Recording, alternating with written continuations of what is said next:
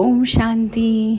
आज बाबा की सैटरडे की मुरली सुनने से पहले आप सभी को रक्षाबंधन की बहुत बहुत शुभकामनाएं।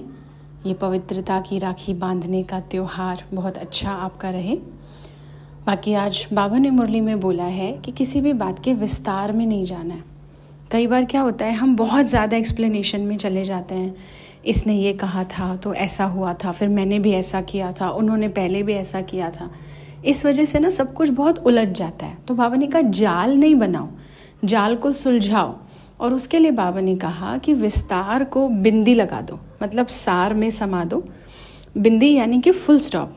इंग्लिश के सेंटेंस में आप देखिए, जब हम बिंदी लगाते हैं यानी फुल स्टॉप लगाते हैं तो इसका मतलब होता है सेंटेंस ख़त्म हो गया। तो ऐसे ही अपनी लाइफ की बातों में भी फुल स्टॉप हमें लगाना है।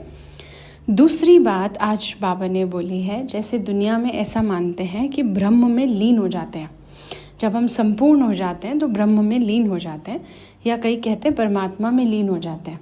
तो बाबा हमेशा ये मिथ क्लियर करते हैं कि आत्मा ब्रह्म में लीन नहीं होती, क्योंकि इससे तो उसका अस्तित्व खत्म हो जाएगा।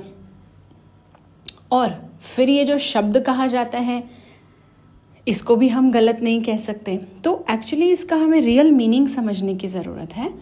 तो हम भगवान के लव में लीन हो जाते हैं, यानी उसके प्यार में खो जाना, प्यार में लीन हो जाना, यहाँ वो बात है।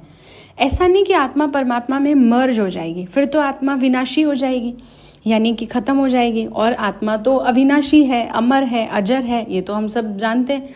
गीता में भी इस बारे में कहा गया है। तो इसलिए बाबा ने एक सेंटेंस जो भक्ति में कहा जाता है उसके स्पिरिचुअल मीनिंग को समझाया है। ओम शांति।